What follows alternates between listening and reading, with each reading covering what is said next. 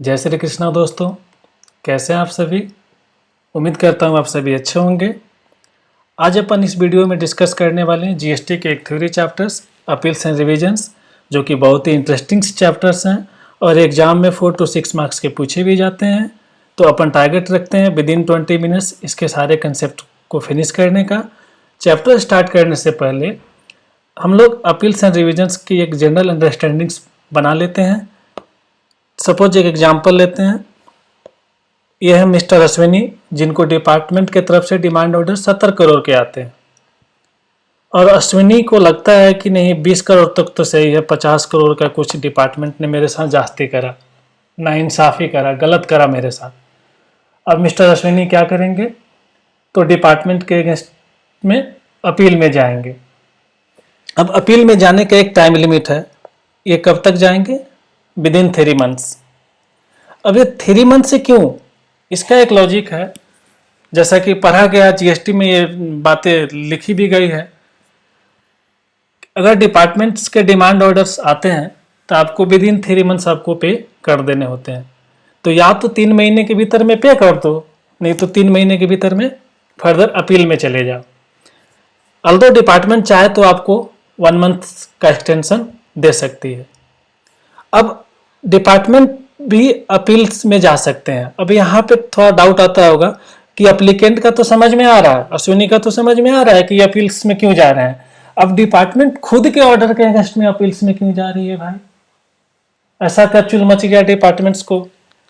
तो डिपार्टमेंट्स में भी अगर सीनियर ऑफिसर्स को लगता है कि मेरे जूनियर ऑफिसर्स ने हवाई में कोई ऑर्डर पास कर दिया, घूस लेकर ऑर्डर पास कर दिया, वो कहते हैं ना कहावत की, ऊपर मच्छर नीचे खटमल, लेवे खुनवा चूस, भाई हो सबका चाहे घूस। अब ये घूसखोरी के माध्यम से अगर ऑर्डर पास कर दिए गए हो तो डिपार्टमेंट भी अपील्स में जा सकते हैं। डिपार्टमेंट्स खुद के लिए टाइम लिमिट बना रखा है कि वो 6 महीने के भीतर में जा सकती है और यहाँ डिपार्टमेंट को भी 1 मंथ का एक्सटेंशन मिल सकती है। अब अप्लीकेंट 3 महीने के भीतर में जाएंगे और डिपार्टमेंट 6 महीने के भीतर में जाएंगे। अब आपको अपील्स में जाने के लेवल्स भी हैं, 4 लेवल्स आपको पढ़ने हैं। फर्स्ट लेवल्स है, आप अपीलेट अथॉरिटी के पास जाओ, फिर आप अपीलेट ट्रिब्यूनल के पास जाओ, यहां भी आप सेटिस्फाइड नहीं हो तो हाई कोर्ट का दरवाजा खटखटाओ, हाई कोर्ट से भी अपना राज है तो सुप्रीम कोर्ट का दरवाजा खटखटाओ। ये 4 लेवल्स हैं जहां आप अपील में जा सकते हैं। अब अपील्स में जाने के कुछ मैंडेटरी प्री डिपॉजिट्स भी हैं। जैसे अप्लीकेंट्स को अगर फर्स्ट लेवल्स में जाने हैं, अपीलेट अथॉरिटी में जाने हैं, तो मैंडेटरी प्री डिपॉजिट्स हैं कि टैक्स, इंटरेस्ट, पेनाल्टी जो भी एग्रीड हो कि हम इतना एग्री करते हैं कि ये तो मेरी लायबिलिटी बनती है, plus 10% of the tax disputed, इतना आपको मैंडेटरी प्री डिपॉजिट्स करने होंगे अपीलेट अथॉरिटी में जाने के लिए। इसको एक एग्जांपल से क्लियर करते हैं। अश्विनी को ऑर्डर्स जो आए थे टैक्स के 50 करोड़ के थे, इंटरेस्ट के 10 करोड़ के थे, पेनाल्टी के 10 करोड़ के थे, टोटल 70 करोड़ के डिमांड ऑर्डर थे। अश्विनी ने एडमिट करा कि टैक्स 10 करोड़ बन रहा, इंटरेस्ट 5 करोड़ बन रहा और पेनाल्टी 5 करोड़ बन रहा। तो इनको मैंडेटरी प्री डिपॉजिट्स कितने कराने होंगे, तो एग्रीड कितना हुआ, 10, 5, 15, 5, 10, 5, 15, 5, 20। अब 10% ऑफ डिस्प्यूटेड टैक्स अमाउंट का लेना है। अब यहाँ पे 50 करोड़ में से आप एडमिट कर लिए 10 करोड़, तो डिस्प्यूटेड कितना है, 40 करोड़।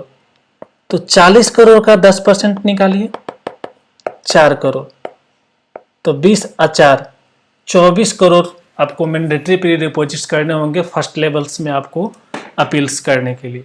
और ऐसे ही क्वेश्चंस भी एग्जाम में आते हैं, आपको दे देंगे tax amount, interest amount, penalty amounts, level दे देंगे, फर्स्ट लेवल है या सेकंड लेवल है, मैंडेटरी प्री डिपॉजिट निकाल के बताओ। ऐसा एक क्वेश्चन हम लोग करेंगे। तो ये आपको mandatory P deposit first levels के थे। तो अब हम लोग डिस्कस करते हैं ऑर्डर बाय प्रोफर ऑफिसर्स। अगर आप ऑफिसर के ऑर्डर से खुश नहीं हैं, जैसे अश्विनी है, तो ये फर्स्ट लेवल्स अपलेट अथॉरिटी के पास जाएंगे। Time limit with in 3 months, ये 1 मंथ्स का एक्सटेंशन है। तो ये डिपॉजिट जो कि अभी हम लोग एग्जाम्पल से क्रिएट किए और एग्जाम्पल समझे भी कि जो भी आप अमाउंट एग्री हो रहा है वो plus 10% of the remaining amount of tax in disputes. अब यहाँ पे आपको फोकस होना है, बार बार इसको हम सर्कल कर रहे हैं कि 10% पूरे का नहीं लेना है टैक्स इंटरेस्ट पेनाल्टी का। 10% जो भी डिस्प्यूटेड टैक्स है, जो अपन एग्जाम्पल में देखा कि 50 करोड़ में से अश्विनी ने 10 करोड़ तो एक्सेप्ट करा, 40 करोड़ नहीं करा, तो यहाँ 40 करोड़ का 10% लेना है। But subject to maximum 25 crore, ये 25 करोड़ ईच है, मतलब CGST का भी 25 करोड़ और SGST का भी 25 करोड़। वही IGST के केस में ये डबल हो जाएगा 50 करोड़। ठीक है, तो ये फर्स्ट लेवल अपील अथॉरिटी के पास अश्विनी भाई अपनी अपील्स तो कर दिए। अब अपील अथॉरिटीज का ऑर्डर आया और उस ऑर्डर से अश्विनी पिक्चर से पता चल रहा कि रो रहे हैं, मतलब ऑर्डर से खुश नहीं है। तो ये फर्दर मूव ऑन कहाँ करेंगे? अपीलेट ट्रिब्यूनल के पास, सेकंड लेवल्स। अपीलेट ट्रिब्यूनल्स के पास मूव करने से पहले आपको रुकना पड़ेगा। क्यों रुकना पड़ेगा? तो हमने इसको चार्ट में क्लियर करा कि यहाँ 2 तरीके के इशू होते हैं। अगर matters related to place of supply है तो आपको नेशनल बेंच के पास जाना होगा, और अदर मैटर है other than place of supply तो आपको स्टेट बेंच के पास जाना होगा। बेंचेज होते हैं केस के हिसाब से, single bench, double bench, triple bench, मतलब जजेज के बेंचेज होते हैं केस के लेंथ के हिसाब से। तो यहाँ पे ट्रिब्यूनल में एक तो नेशनल बेंच ट्रिब्यूनल्स हैं और एक स्टेट बेंच ट्रिब्यूनल्स हैं। तो अगर अश्विनी भाई का केस प्लेस ऑफ सप्लाई का होगा तो ट्रिब्यूनल्स में किधर का दरवाजा खटखटाएंगे? नेशनल बेंच का। अगर अश्विनी भाई का केस प्लेस ऑफ सप्लाई का नहीं होगा तो कहाँ जाएंगे? स्टेट बेंच के पास। अब अपीलेट ट्रिब्यूनल में जाएंगे। ठीक है, चलिए अपीलेट ट्रिब्यूनल में जाते हैं। तो अपीलेट ट्रिब्यूनल में जाने के लिए अश्विनी को यहाँ पे टाइम लिमिट दिया कि आप अपीलेट फर्स्ट लेवल्स के जो ऑर्डर्स आए थे उस ऑर्डर के डेट से 3 महीने के भीतर में। यहाँ पे इनको एक्सटेंशन कितने मंथ का दिया जाएगा? डिपार्टमेंट चाहे तो दे सकती है प्लस 3 मंथ्स का। ठीक है, और डिपार्टमेंट खुद जाना चाहे तो 6 मंथ्स का। फोकस करिएगा, यहाँ पे डिपार्टमेंट्स के लिए एक्सटेंशंस नहीं है, जैसे वहाँ पीछे हम लोग पढ़े थे 6+1। यहाँ पे ऐसा नहीं है, सिर्फ 6 मंथ्स है। यहाँ पे प्लस का खेल नहीं है। यहाँ अप्लीकेंट में है 3+3। अब अश्विनी भाई को यहाँ पे मैंडेटरी प्री डिपॉजिट्स कितना कराना होगा? तो जो भी एग्री होंगे कि इतना तो बनता है, प्लस डिस्प्यूटेड टैक्स अमाउंट का 20%, और यहाँ पे subject to maximum 50 crore each है, मतलब CGST 50, SGST 50, तो IGST का केस होगा तो डबल कर लेंगे 100 करोड़ तक। डिपार्टमेंट के केस में नो सच रिक्वायरमेंट। डिपार्टमेंट्स अपने लिए रूल बनाई है तो बोली मेरे को तो पेमेंट नहीं करना होगा, वो चाहे फर्स्ट लेवल हो चाहे सेकंड लेवल हो, डिपार्टमेंट्स को रिक्वायरमेंट नहीं है मैंडेटरी प्री डिपॉजिट्स का। अब क्या हुआ, अश्विनी भाई ने सेकंड लेवल्स अपीलेट ट्रिब्यूनल्स के पास भी मैंडेटरी प्री डिपॉजिट्स करा। अब इसके भी ऑर्डर आए और इस ऑर्डर से अश्विनी भाई खुश नहीं है, तो प्लेस ऑफ सप्लाई का मैटर होगा तो डायरेक्ट किधर जाएंगे? सुप्रीम कोर्ट में। Other than place of supply का मैटर होगा तो हाई कोर्ट में जाएंगे। हाई कोर्ट से अगर आप खुश नहीं हैं, इसके ऑर्डर से आप खुश नहीं हैं, तो सुप्रीम कोर्ट जाएंगे। और हाई कोर्ट और सुप्रीम कोर्ट में तभी जाएंगे जब on substantial questions of law हो, तभी आप इधर अप्लाई कर सकते हैं, तभी आप इधर अपील के लिए जा सकते हैं। तो हम लोगों ने पढ़ा कि कैसे 4 लेवल्स में अपीलेट अथॉरिटी के पास mandatory pre deposits, appellate tribunal के पास मैंडेटरी प्री डिपॉजिट्स, दोनों के केस में टाइम लिमिट्स, फिर अगर प्लेस ऑफ सप्लाई का मैटर है तो डायरेक्ट सुप्रीम कोर्ट की तरफ जाएंगे। Other than place of supply का मैटर है तो हाई कोर्ट की तरफ जाएंगे। हाई कोर्ट के ऑर्डर से अगर आप खुश नहीं हैं तो फिर सुप्रीम कोर्ट जाएंगे। तो ये 4 लेवल्स थे जो अभी हम लोग पढ़े हैं। अब क्या हुआ कि डिपार्टमेंट्स जो है अपने जूनियर्स ऑफिसर्स के द्वारा दिए गए ऑर्डर्स को रिवाइज भी करते हैं। तो एक टॉपिक्स जो कि एग्जाम में कभी कभी पूछे जाते हैं, पावर्स ऑफ रिवीजनल अथॉरिटी, और क्वेश्चंस बनते हैं कि order that can be revise by revisional authority. कौन कौन से ऑर्डर्स हैं जिसको रिवीजनल अथॉरिटी जो है रिवाइज कर सकती है? तो वो अपने जूनियर्स ऑफिसर्स के ऑर्डर्स को रिवाइज करेंगे। सपोज करिए ये एक जेसी हैं और एक एसी हैं, तो बड़ा कौन होता है? Joint commissioner. तो कभी भी ज्वाइंट कमिश्नर, अब असिस्टेंट कमिश्नर चाहे कि हम ज्वाइंट कमिश्नर के ऑर्डर को रिवाइज करें, not possible. Joint commissioner assistant commissioner के ऑर्डर को रिवाइज कर सकती है। तो वही पहला केस बोला कि the order passed by it's subordinate officers, मतलब अपने जूनियर्स ऑफिसर्स के ऑर्डर को रिवाइज कर सकती है। फिर ऐसा लगा, डिपार्टमेंट्स को लगा, रिवीजनल अथॉरिटी को ऐसा लग रहा है कि हमारे जो ऑफिसर्स हैं, जूनियर्स जो हैं, जो डिसीजंस लिए हैं उसमें एरोनियस है या मटेरियल फैक्ट्स को कंसीडर नहीं करे हैं, डिपार्टमेंटल मतलब रेवेन्यू को अफेक्ट्स कर रहे हैं, तो वैसे ऑर्डर्स को भी रिवाइज करा जा सकता है। अब ऑर्डर्स ऑफ रिवीजनल अथॉरिटी, इसके ऑर्डर्स आ गए और इससे भी आप नाराज हैं वो जो जूनियर ऑफिसर्स, लेकिन नहीं ऐसे कैसे हो सकता है। देन आप मूव करेंगे अपीलेट ट्रिब्यूनल के पास।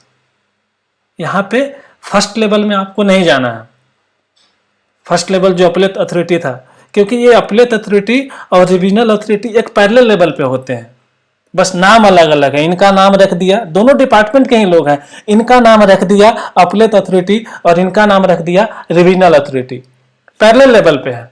तो जब आप रिवीजनल अथॉरिटी के ऑर्डर से खुश नहीं होंगे तो आप सेकंड लेवल जाएंगे अपीलेट ट्रिब्यूनल, फिर इसके बाद वही सीक्वेंस हाई कोर्ट और सुप्रीम कोर्ट। ठीक है। एक क्वेश्चन बनता है रिवीजनल अथॉरिटी में कि revisional authority shall not exercise the power of revisions. कब रिवीजनल अथॉरिटी अपना पावर्स एक्सरसाइज नहीं कर सकती है? तो हम लोगों ने पढ़ा था कि डिपार्टमेंट्स को अपील्स में जाने का टाइम लिमिट कितना है? 6 मंथ्स है, और वो 6 मंथ्स अभी क्रॉस हुए ही नहीं है, गुजरे ही नहीं है, वो पल अभी बचे हुए हैं, तो आप उस पीरियड में नहीं जा सकते हैं। ठीक है। तो द पीरियड ऑफ 6 मंथ्स बचे हुए हैं अभी, और 3 इयर्स भी बीत गए तब भी आप नहीं जा सकते हैं। मतलब डिपार्टमेंट में जाने के लिए आप 6 मंथ्स के बाद जाओ और 3 इयर्स से पहले जाओ, ये टाइम लिमिट है। तो वही इस चीज को लिखा गया कि the period of 6 month from the date of communication of order has not expired और more than 3 years have expired after the passing of decision order sought to be revise. अगर आप इससे पहले जाते हैं और इसके बाद जाते हैं तो कर ही नहीं सकते हैं, क्योंकि टाइम लिमिट एक्सपायर हो गया। तो बी को समझे, ये पॉइंट बोल रहा है कि जो ऑर्डर्स आप रिवाइज के लिए जा रहे हैं वो ऑर्डर ऑलरेडी किसी ट्रिब्यूनल में चल रहा है, किसी हाई कोर्ट में चल रहा है, मतलब कहीं ना कहीं वो अपील्स में है, तो फिर आप उसको रिवाइज नहीं कर सकते हैं। सी पॉइंट बोल रहा है कि the order has already been taken for revision at the earlier stage, मतलब जो आप ऑर्डर्स देने वाले थे वो ऑलरेडी आप अर्लीस्ट स्टेज में उसको रिवाइज कर चुके हैं, तो फिर आप अगेन उसको रिवाइज नहीं कर सकते हैं। The order sought to be revise itself is a revisional order, वो खुद ब खुद रिवीजनल ऑर्डर ही है, तो रिवीजनल ऑर्डर को फिर से रिवाइज करने की क्या बात बनता है। तो हम लोगों ने रिवीजनल अथॉरिटी को समझा कि वो कब कब अपने ऑर्डर्स को रिवाइज कर सकते हैं, कब नहीं कर सकते हैं। अब एक क्वेश्चंस बनता है एग्जाम में, ये बार बार टेस्ट किए गए हैं आईसीएआई की तरफ से, एग्जाम का ये फेवरेट्स क्वेश्चंस हैं, 4 मार्क्स के लिए टेस्ट कर लिए जाते हैं कि ऐसे कौन कौन से केसेज हैं, ऑर्डर हैं जिनके अगेंस्ट में आप अपील में नहीं जा सकते हैं। तो 4, और निमोनिक क्या है? Tips, TIPS, direct transfer of proceeding from one officer to another officer.